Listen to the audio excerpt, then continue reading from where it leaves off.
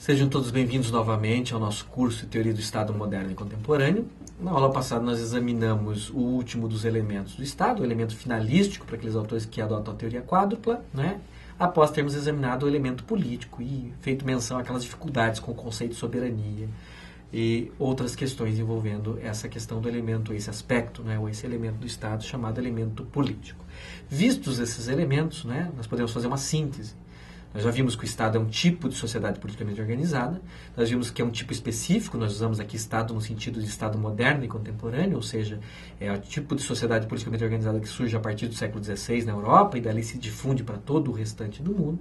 E nós já vimos que é uma sociedade que é caracterizada pelo monopólio da violência física legítima do ponto de vista da sociologia política e que é composta por esses três elementos que nós acabamos de examinar: território, povo e poder político. Então, nós temos agora um conceito um pouco mais elaborado, um pouco mais sofisticado de Estado, que nos ajuda a compreender esse nosso objeto, que é complexo e que demanda uma série de exames, né? Uma série de informações, o exame de uma série de aspectos, né? Na presente aula, nós passamos a estudar um aspecto do poder político de que nós falamos na aula anterior, né? Todo o Estado como uma sociedade política que envolve essencialmente o exercício do poder político. E isso significa que o Estado tem uma organização, né? O Estado ele é caracterizado, como nós já vimos, por uma institucionalização e por uma organização. Ele se manifesta por órgãos, uma vez que não tem existência física, é uma pessoa jurídica, não é uma pessoa natural. Esses órgãos são normalmente compreendidos como elementos que manifestam a vontade do Estado. E eles podem ser um só, podem ser vários, e o modo como esses órgãos interagem ou estão dispostos uns diante dos outros remete a esse tema da organização dos poderes ou da organização das funções do Estado, né? Então, essencialmente, é disso que trata essa nossa aula, esse nosso tópico. Primeiro, nós podemos distinguir aqui um elemento, que é o elemento da concentração de poderes, de outro elemento, que é o elemento da separação dos poderes ou da divisão dos poderes. Nós sabemos que o Estado, quando surge como Estado moderno, é um estado de concentração de poderes. Todos os poderes estão concentrados nas mãos do monarca absolutista, como nós já examinamos em aulas anteriores. Isso significa que o monarca absolutista legisla, administra ou governa, julga, seja diretamente ou seja por interposta pessoa, por delegados, por tribunais reais que julgam em nome da coroa e sob a sua autoridade. Enfim, o poder está concentrado. Esse é um modelo típico do absolutismo. Nós sabemos que depois das revoluções liberais do século XVII e do século XVIII, nós tivemos, entre outras coisas, o advento de um movimento chamado constitucionalismo. O que é o constitucionalismo? É um movimento que prega a limitação do poder, né, do Estado por meio de várias técnicas: estabelecimento de direitos e garantias fundamentais, separação de poderes, federalismo e outros mecanismos, não é? Então, nós sabemos que desde as revoluções liberais, principalmente a Revolução Francesa e a Revolução Americana, nós temos o advento dessa noção que surge em Locke, que é muito difundido a partir do pensamento de Montesquieu, mas que também aparece em vários outros autores, que é a noção de separação de poderes ou divisão de poderes, ou que alguns preferem denominar de separação de funções ou divisão de funções, né? Essencialmente, de que trata? Trata-se de um novo modelo de Estado em que diferentes parcelas do poder ou diferentes funções estatais tendem a ser separadas ou distribuídas de alguma maneira. Tem várias concepções aqui. Desde a concepção mais clássica, que é aquela segundo a qual existe um determinado órgão que tem uma função especializada e que só ele exerce. Então, nós teríamos um poder legislativo especializado em atividade legislativa, criação de normas gerais e abstratas, principalmente, não é? E que exerceria de maneira monopolizada essa função legislativa. Um órgão que teria função executiva ou função governativa, que teria as funções principais de aplicar essas leis criadas pelo legislativo e tomar decisões importantes em matérias como política externa, política interna, política econômica, questões bélicas e assim por diante, não é? Ou seja, seria o órgão que exerceria uma função mais de governo, não é? Distinto, portanto, do órgão que exerce a função legislativa, que normalmente é o parlamento, um congresso, uma assembleia, não é? E esse órgão poderia ser um monarca, ou poderia ser um presidente da república, ou um primeiro-ministro, conforme o sistema de governo, conforme outros aspectos que nós vamos examinar adiante, né? E, por fim, órgãos, normalmente tribunais e juízes, que exerceriam a função jurisdicional, a função judicial, que seria também uma função de aplicação das leis, mas aqui na posição específica de resolver conflitos, de resolver litígios que surgissem dentro da sociedade. Então nós temos aí essa noção mais clássica, né? Separação dos poderes como uma separação de órgãos com função especializada. Essa é uma acepção de separação ou divisão dos poderes. A maioria dos autores hoje é crítica a essa visão, porque nós percebemos que a maioria dos sistemas são sistemas em que existe uma distribuição das funções legislativa, executiva e judiciária, mas que não atende a essa especialização.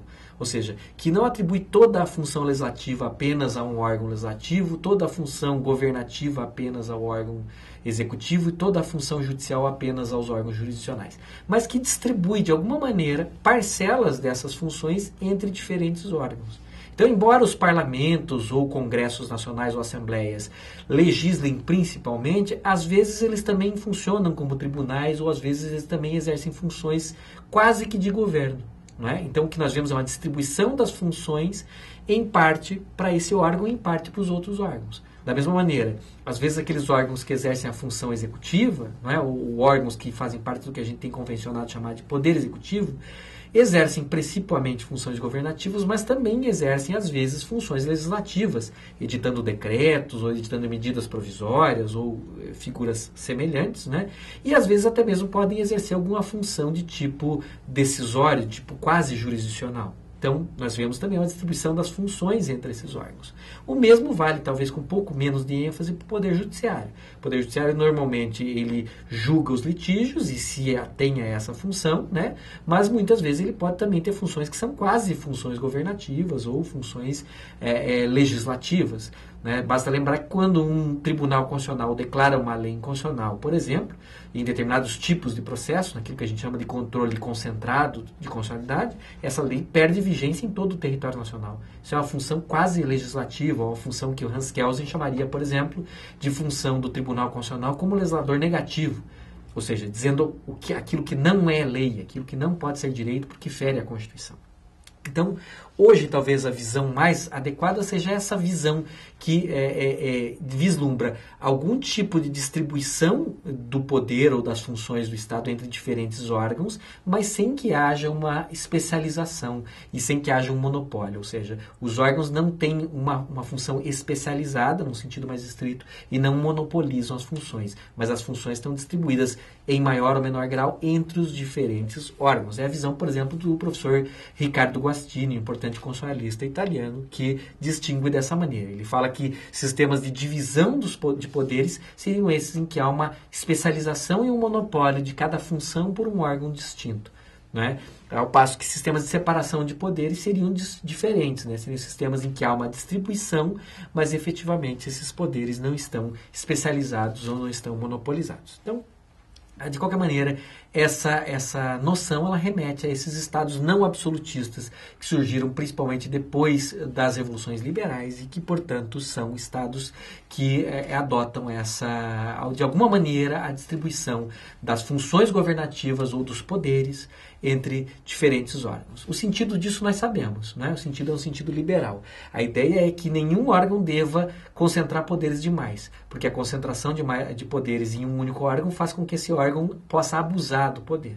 Então aqui a ideia é mais ou menos aquela ideia de distribuição do poder para que cada órgão seja relativamente menos poderoso e até mesmo para que um órgão possa sopesar, contrabalançar, não é, o poder do outro. É mais ou menos a ideia de checks and balances do constitucionalismo norte-americano, freios e contrapesos. O poder sendo controlado pelo próprio poder. É uma ideia que também está presente, por exemplo, no pensamento de Montesquieu, mas de uma forma diferente. Né? Então, os poderes clássicos do Estado são esses três: legislativo, executivo e judiciário. Agora, nós não podemos confundir essa clássica distribuição, essa clássica divisão. Quase todos os estados contemporâneos adotam essa tripartição de poderes, falando em um poder legislativo e um poder judiciário. O primeiro exercido por um parlamento, ou congresso, ou assembleia, o segundo exercido por uma pessoa, normalmente, presidente da república, primeiro-ministro, ou rei, ou equivalente. E o terceiro, como já dito, exercido por cortes, exercido por tribunais, exercido por juízes. Né? Nós não podemos imaginar que essa é a única versão. cada momento histórico e cada Estado adota uma versão diferente, própria, peculiar, única de separação dos poderes. Então, a separação dos poderes de um determinado Estado sob uma determinada Constituição, muitas vezes é muito diferente da outra, né, adotada por outro Estado em outro momento histórico sob outra Constituição. São várias, na verdade, as vertentes, ou os tipos de separação de poderes que nós temos. E tampouco temos apenas a concepção da tripartição de poderes, né? Essa é a mais conhecida. Mas nós temos, por exemplo, outras vertentes ou outras versões da separação dos poderes, como a quadripartição dos poderes, a famosa teoria de Benjamin Constant, né, do autor francês, que pregava que além do poder legislativo, do poder executivo e do poder judiciário, identificados por Montesquieu, seria necessário um quarto poder, né, o chamado poder moderador, que serviria como uma espécie de árbitro entre os outros poderes para evitar o conflito entre esses poderes. É uma visão que não conheceu a mesma difusão da tripartição de poderes, mas que que teve inclusive aplicação prática. A primeira Constituição brasileira, a Constituição do Império de 1824, adotava exatamente a quadripartição dos poderes. Existia o poder legislativo, executivo e judiciário e o poder moderador, que era exercido, assim como o executivo, pelo imperador.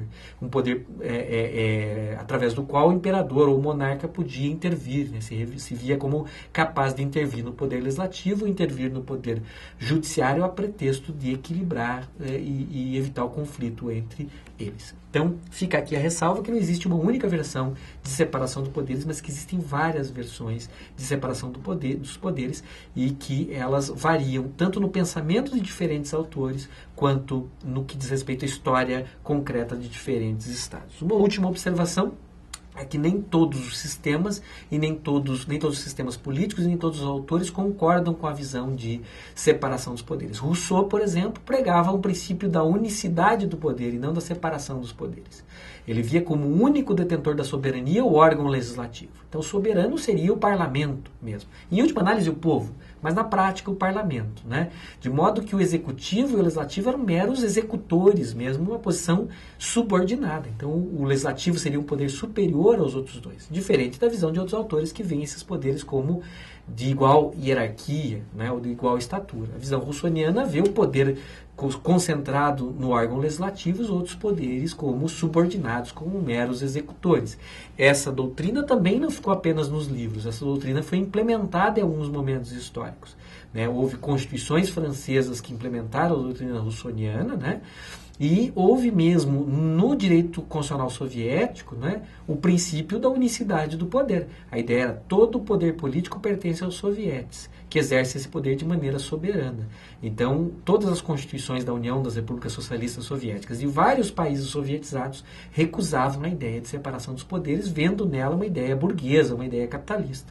E em seu lugar afirmavam um princípio jacobino, um princípio russoniano, que é exatamente esse princípio da unicidade do poder. Então, não só não existe uma única versão da separação dos poderes, como também nem todos os sistemas políticos adotaram essa ideia. Ok?